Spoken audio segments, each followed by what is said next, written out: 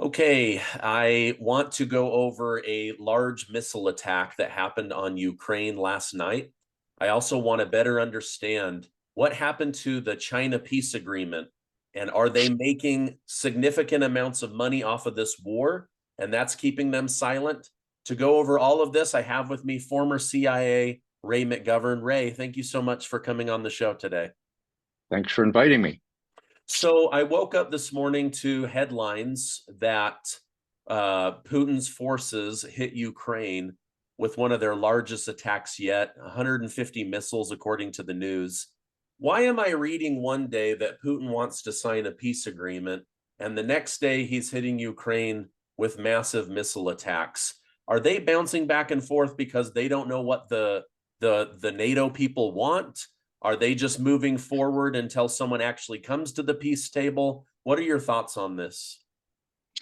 Stephen, my thoughts are pretty simple. Contrary to what President Biden said 3 or 4 months ago, it's not Russia that has lost the war. It's the Ukrainians with US support who are very much on the defensive now.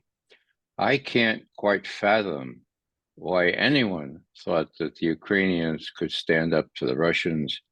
Even President Obama warned about getting involved way away from our what he called core interests. And specifically, he counseled against giving the Ukrainians the idea that they could defeat a much stronger Russia. I mean, end quote. That was his warning. So how our military were able to prompt our president to say, yeah, we can do this, we could do this, we could beat the Russians. It just was not in the cards. And any basic military analyst could see that. I mean, if you just look at the map, for God's sake, or you see the population figures, and you see the capacity of Russia not only produce these shells, but to produce them in quantity. And then you look, I mean, this is December still. A short year ago, the head of national intelligence was saying publicly, the Russians have a real problem. They're running out of ammunition and they have no indigenous capability to produce these shells so much needed for the fight against Ukraine. That's like saying Russia has already lost the war. I mean, it's completely 180 degrees away from reality. So that's the advice that Biden was getting. So he got us into this thing. Now he's in a real tough place because what's he going to do? What the Washington Post and the New York Times say? Oh, the Russians want to negotiate now. The British have a word for that. Rubbish, rubbish. The Russians always pronounce themselves open to negotiations, but only under the right conditions and not when there's a Ukrainian law against dealing with Russia for negotiating into this thing. So it sounds complicated, but bottom line is the Russians are winning. Uh, it's the U.S. and Ukraine who has run out of ammunition. And there are two warning signs here. One is raising the specter that if the Russians win in Ukraine, you're going to keep going west, Poland, Baltic states, watch out. This will give Putin the incentive to take over not only all of Ukraine, but the rest. That again is rubbish. There's no evidence to support that. And the other thing is that they've run out of these. Well, let me just a little codicil to that. What's my evidence? Well, simply that the Russians have never said that publicly. No, that's not my evidence, although it's of interest.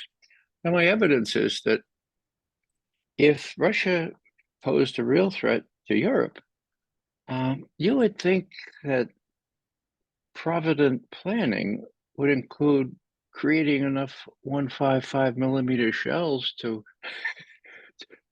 put in our howitzers, to put in our artillery pieces.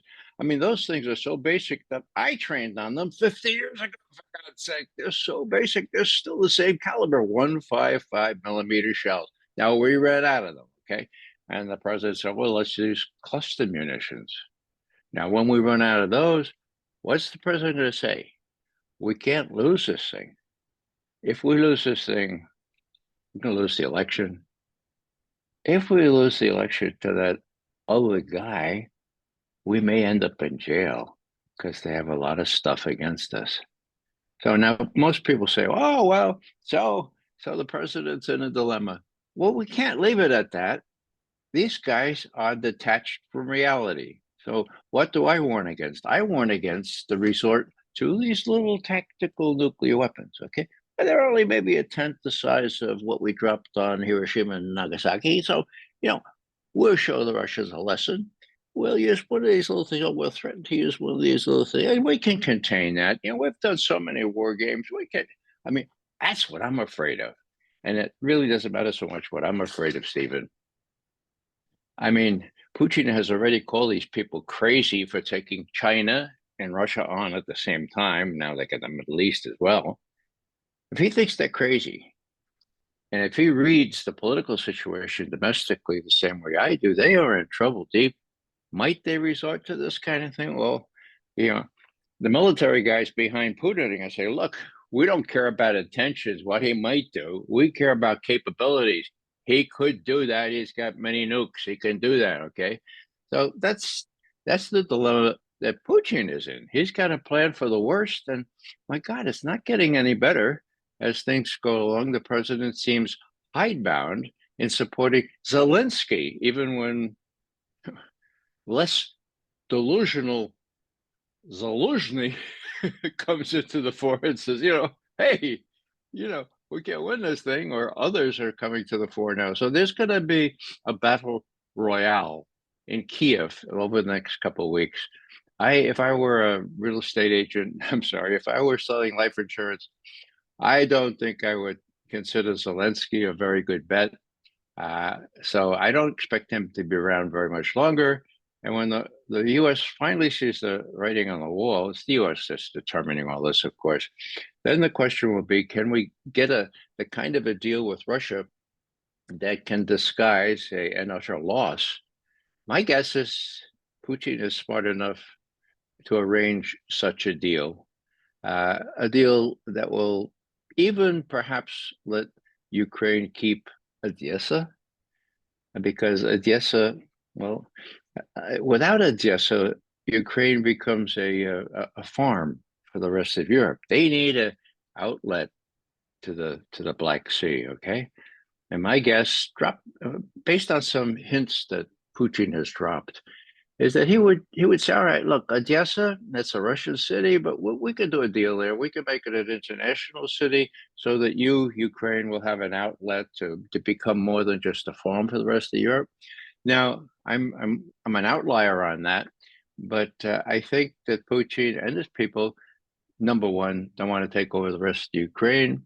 Number two, won't go any farther than the Dnieper River next year, not this year. And for the time being, he's prepared to, what we call in the military, attrit, right? Attrition. So he trits,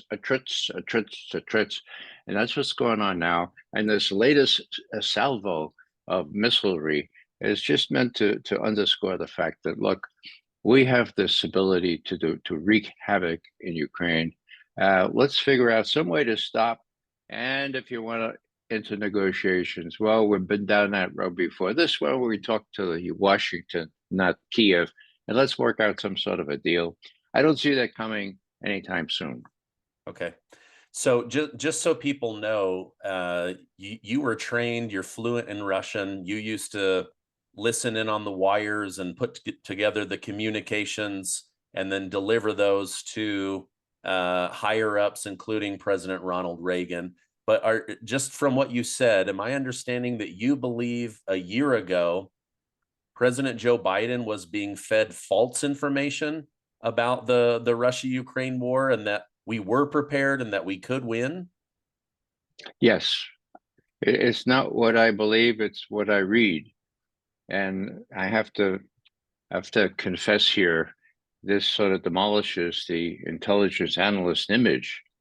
But when I was on active duty, 80% of the information you needed to judge what was going on in the Kremlin came from open sources. Okay. As a matter of fact, when Bill Casey came in as CIA director under President Reagan, 1981, at the first cabinet meeting, he complained bitterly that he said, "I came in here and I talked to my Soviet analysts and I said, now look, the Russians are responsible for all terrorism throughout the world, right?" I know what they said. They said, "No, that's not right." And then I said, "What are your sources?" And they said, "Well, we depend heavily on what the Russians say and what the Russians say the next day and what they print in their official newspapers. And then we have diplomatic. So, don't you have spies?" "Well, sir, we have a couple." So here's Casey, out of World War II, is a real spy master.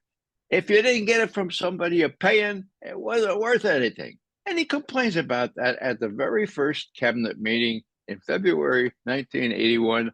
I know because a very good friend of mine was there. She took notes and she had a Washington Post reporter report it.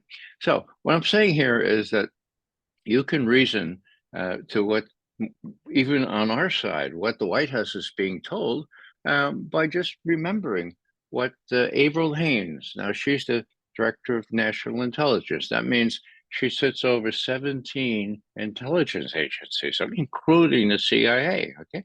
So what does she say? And what did she say exactly a year ago? "I'm sort of optimistic that the Ukrainians are going to have a terrific offensive in the spring, and the Russians will not be able to subdue them. Besides," says Avril Avril Haines, not Avril Harriman, back in my day, Avril Haines says, "You know what? The Russians are running out of ammunition. They have no indigenous capability to produce that ammunition. We're in for a tough slog, but the Russians are taking it on the chin." January. She said that publicly at a public interview, which was later published. Now, I have to admit that I have to read all this stuff. I have to even read memoirs from people in high positions to find out, their gloss on what the truth is. So all I'm saying is that, yeah, that's what I know because she said it. And would she be telling the president something different from what she said exactly a year ago? I don't think so. Okay. And the other thing is simply this, that as you can see, Stephen, I'm a pretty old guy, right? Now, there are benefits to having been around for 5 decades, especially if you remember things. I have a good memory, thank God. Now, when people go to my former employer and they go to the PR people, say, "Now, this Ray McGovern guy, now he says that he delivered personally one-on-one the president's daily brief for 4 years in the 80s. Is that true?" "Well, yeah, that's true." "And he was chief of the Soviet foreign policy branch in the 70s." "Yeah, that's, but look, he doesn't have access to the spies. He doesn't have any access to classified information. So how can he know anything? Besides, he's a real old guy. Look at him." Okay, so this is how they dismiss me. And it's as if they don't realize that back in the day, 80% of the information was available in open sources, impugned by Casey saying, broadcasts and speeches and Pravda articles. Okay. And now it's 90%, and it's available instantaneously on this boob tube, on this computer that I'm looking at. So I'm in a position now where there's even more stress on getting my analysis out as soon as Putin gives one of these 4-hour speeches. And I have to say, it keeps me up all night just to read it. And then they check the Russian to see that the English version is the same. Yeah. Well, I mean, yeah, he gives these public speeches where he lays out exactly what he's done right, exactly what he's done wrong, what they're going to do to correct that, their next 90 days or 180 days. And then the US government goes, we don't know what he's going to do. It's like he just told you publicly, and then he's pretty good at sticking to that. I wish President Biden had your sharp mind, Ray. But let's go on to President Biden. He has just used creative measures to get Ukraine another $250 million in his final payment, unless Congress gets their act together, meaning the Republicans. But at this point, 250 million in taxpayer money and U.S. military weaponry. Is this just throwing good after bad, or is Zelensky going to be able to use this to recruit more people or defend themselves better? Because they didn't defend themselves very well against the 150 missiles that came last night. What are your thoughts on the 250 million? Well, Stephen, you're right. It's throwing pennies after $100 bills. Okay. It's not worth much. It's not going to buy much. I hate to say this, but there is one group, one very small group that profiteers on this to a fairly well. And that, of course, is the military industrial complex. And, Biden is in receipt of all kinds of useful donations from these folks. So is Congress. Congress gets the money, gets the money through appropriations. The appropriations are spent on the military industrial complex. They make a lot of money. They give a portion of it to the Congress, Congress puts it in its pocket, gets reelected, and then they appropriate more money. I mean, is this a great country or what? That's the way it works. So this cannot be emphasized enough. There is one interest group that's profiteering handsomely on these wars, and that's these people. Actually, I don't usually quote the Pope, but he came to Congress in 2015, I think it was, joint session, right? And he had the representatives and the senators all there together, and everybody had to show up. I mean, Catholic voters, anyhow, they're there. And the Pope surprises everybody. He says, "You know what the real problem today is? The blood-drenched arms trade." And they all got up as a man or a woman. The Pope. Then they looked in their pockets to see if the last envelope from Lockheed was there, and maybe it fell out when they were applauding on Raytheon. Oh yeah, good, it's still there. I mean, it was giving hypocrisy a bad name. But that's the problem. That's a main problem. And that's one reason that if Biden has any illusions about getting reelected, he needs to keep these people fat and happy. Yeah, keep them fat and happy. Keep a loss out of the media. If he loses to Putin, there's one more nail in his coffin. Yeah, okay. So I want to better understand this, because we covered this many months ago. All of the sudden, China wakes up and tells the world, we've got this peace agreement. We've laid out, we've put a lot of thought, we've got our diplomats on this. We think we could broker a peace deal between Ukraine and Russia very quickly. NATO shot that down. We're not interested. Ukraine has to give up land. All of a sudden, that thing goes quiet. I don't read anything about that. Then I start reading that China has made about $150 billion off this war. Well, that's more than the United States has given Ukraine. So does China now have interest in keeping this war going because they're making so much money off of this? Or why were those peace talks from China tabled and now we never hear about them? Well, let's say that China has a deep interest in how Ukraine turns out.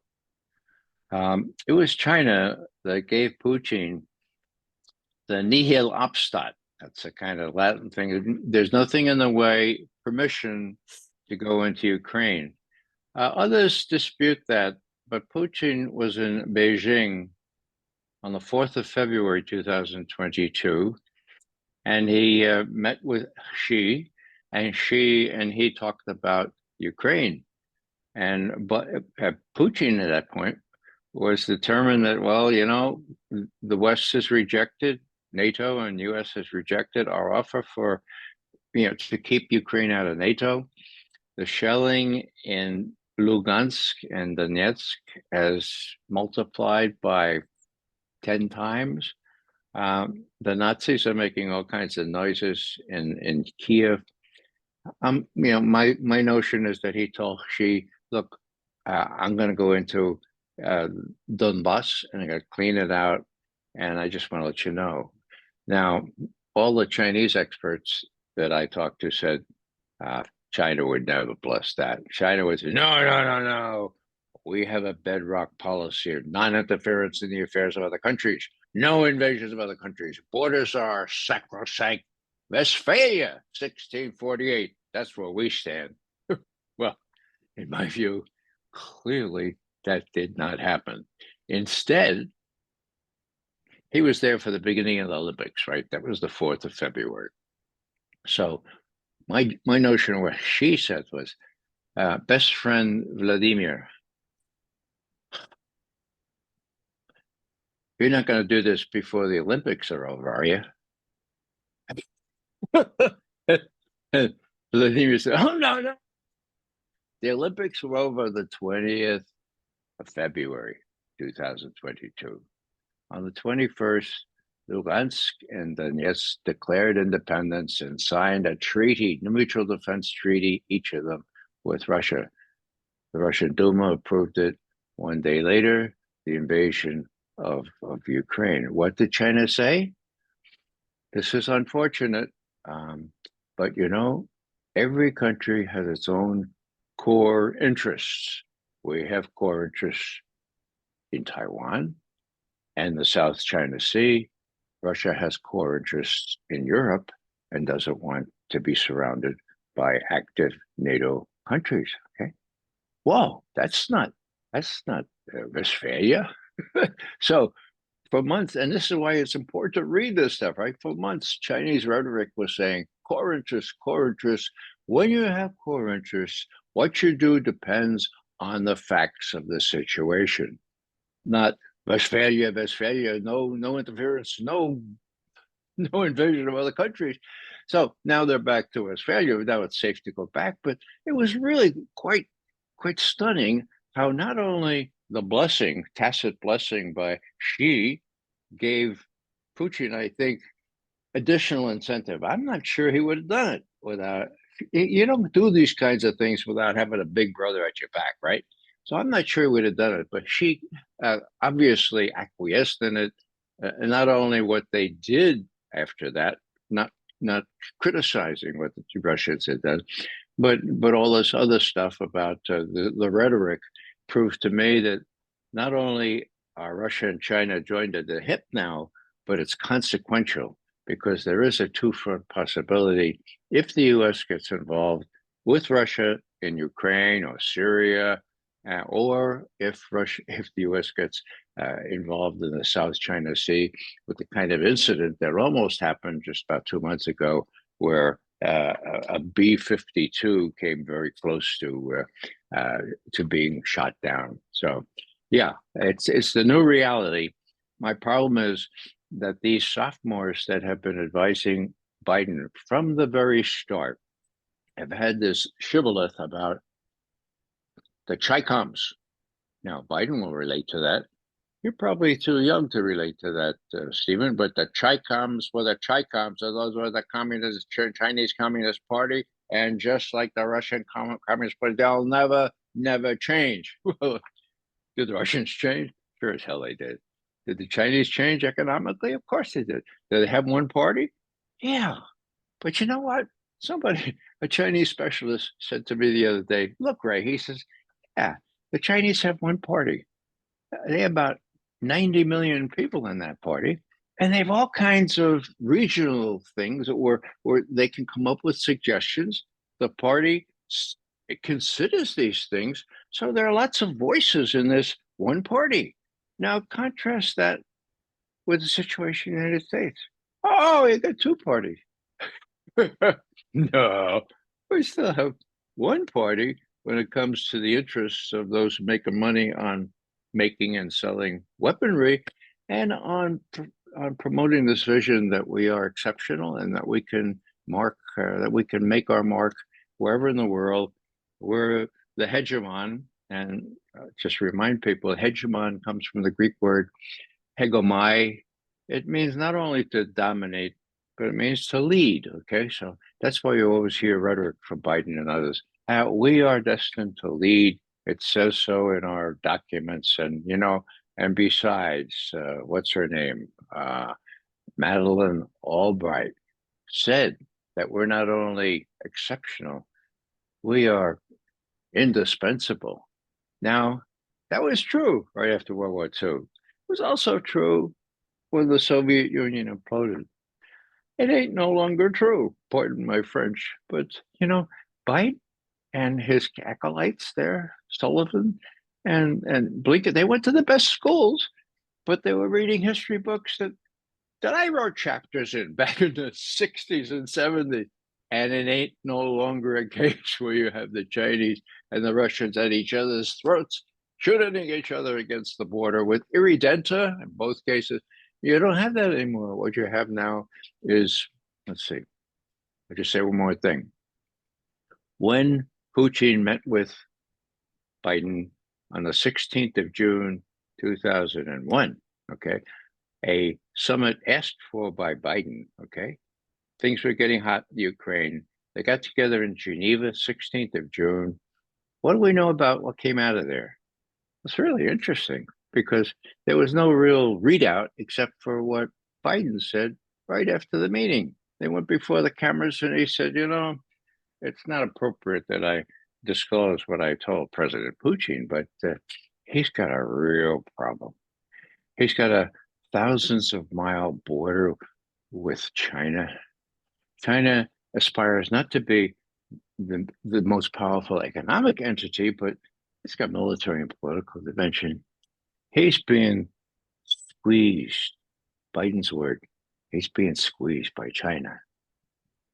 Now, he was guided by these guys reading the chapters in the books that I wrote in the 60s and 70s. Okay. Now, the squeeze turns out to be a fraternal embrace, right?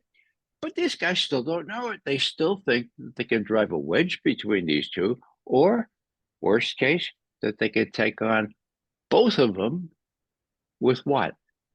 With armed forces that are not really up to snuff to do one of them, much less two. So it's not a matter of squeezing.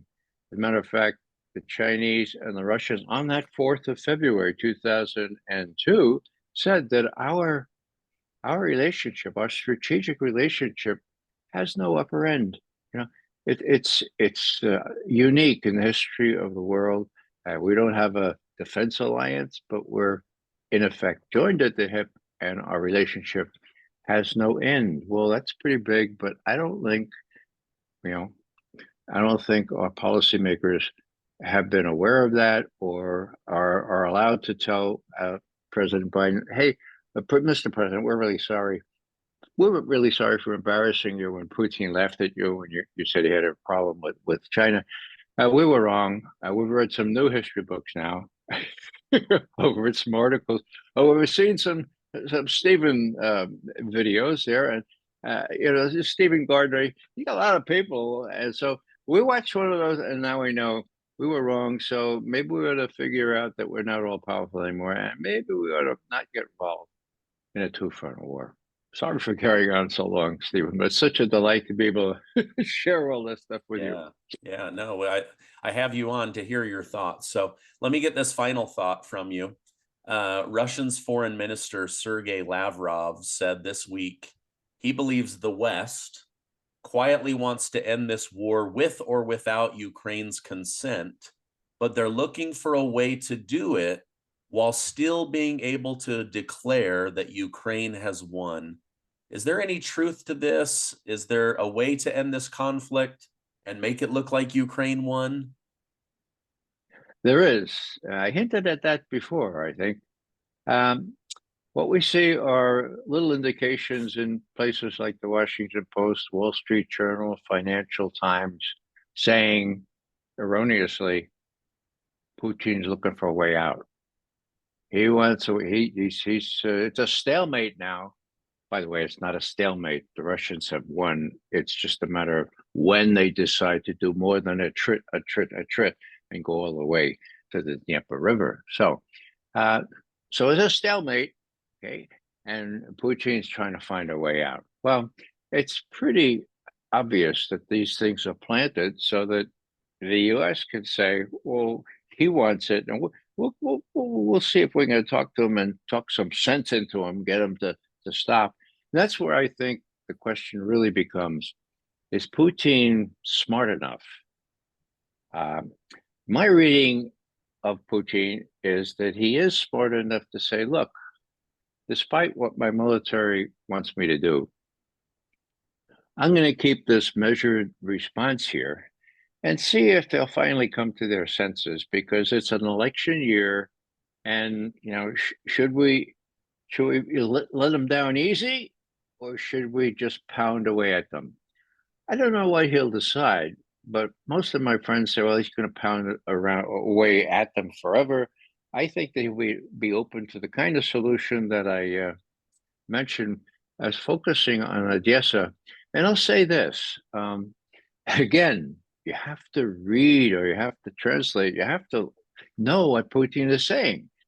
On October 27th, 2022, so a year ago, okay, Putin at the Valdai discussion club was asked by a journalist. It was pretty clever. The journalist says, Mr. President, Putin, I like to travel to Odessa. It's one of my favorite cities. And I just, I may go next week, but it may be just 2 years from now. Did you suggest that I apply for a Ukrainian or Russian visa? So I don't know if that was planted or not. Perhaps it was. But Putin extemporaneously says, Odessa, such a beautiful city. Founded by Catherine the Great. Just a pearl. And, Odessa could be what do you call it? A yabloko razdora. Yabloko is apple, okay? Razdor is discord. Now, those of you who remember the Trojan War, I'm almost old enough to remember that myself, but I wasn't alive now, okay? So, yabloko razdora, an apple of discord, or it could be a method of conflict resolution. His words. Now, in my day, we would read that same day, right? We'd have to translate it back in those days, no machines, all right? And we serve it up to the White House. Look, Mr. President, this looks like an offer that you might want to entertain here, because what we see Putin saying is that Odessa is key here, and he could make it into a method for conflict resolution. His words, rather than a yabloko razdora, apple of discord, also his words. Now, I did my best, but I don't have really access to the White House anymore. And I don't know who else picked this up, but now, just 2 weeks ago, Putin said, Odessa is a Russian city. Everyone knows it's a Russian city. We know it's a Russian city, okay? So most of my friends are saying, oh, well, that's the end of that one. I don't think so. I think it'd still be open. It's just that somebody's got to get through to Biden and say, look, you're going to have to give something here. And for which Putin willing to talk about it at least. So that's how I read the situation as to how and when negotiations can take place. The last thing I'll say here is that one has to be very, very careful, because as you hinted before, Stephen, Putin has been very frank about his mistakes, as well as his good steps. And he said, I was naive. His words. I trusted the West. I trusted them on the Minsk Accord, which they played me for 7, 8 years. I mean, I'm not making this up. Angela Merkel, German Chancellor, François Hollande, the French guy who was supposed to be doing this, Poroshenko, the Ukrainian president at the time, Zelensky, and now Zelensky's chief negotiator at these talks that took place in Belarus first and then in Turkey. He's admitted, yeah, we had this whole thing set. Ukraine would be neutral, no NATO, we'll work out all the rest of it, ceasefire, and then the U.S. and the British said, no, we're not. The idea here is not, don't do it. We'll support you as long as it takes. And Zelensky made this big mistake of saying, okay, now what I'm trying to say here is that Putin has said, the Minsk Accords were a trap. The West is proudly admitting and gloating over it as a trap. That was my fault. When Donetsk and Lugansk, right after the U.S. arranged coup in Kiev in February 2014, when they declared independence because they didn't want to be under the coup regime and asked us to bring them into Russia. I mean, they said, you brought Crimea in, now bring us in too. And I said, no, that was a mistake. That was naive. I should have done it then when the Ukrainians didn't have much of an army. We could have done that very easily. So what I'm saying here is that that's the background here. It's Putin not only strong enough to admit, yeah, I screwed up on that one, but he's not likely to screw up again on something important. More important is he's got these generals and others behind him saying, well, Vladimir Vladimirovich, don't screw up again, huh? If we have an accord here on Ukraine, we got to make it so that Ukraine will never pose a strategic threat to us as NATO had planned to make it into just a short year ago. Yeah. Wow. Ray, thank you so much for coming on. I know how busy you are. Your insight is incredible. Your background, the fact that you can read through the newspapers and better pick up on what's really going on than some of the CIA people is amazing and scary all at the same time. If people want to follow you with the Israel situation, with the Russia situation, is raymcgovern.com still the best place to do that? It is, Stephen, although there's sometimes a day's delay. I post on Twitter most frequently now. I have over 50,000 followers. So at Ray McGovern is equally good. Most of those tweets go onto raymcgovern.com. So if you want to do it right away, get on Twitter. Otherwise, my website will be fine. And thanks for mentioning that. If I forget to mention it, my son, who is my webmaster, gets really angry with me. So thanks, saving me from that. Tell him we remembered today. Hey, thank you so much. Have a great New Year's, and I appreciate you. Thanks, Stephen. Good New Year's to you.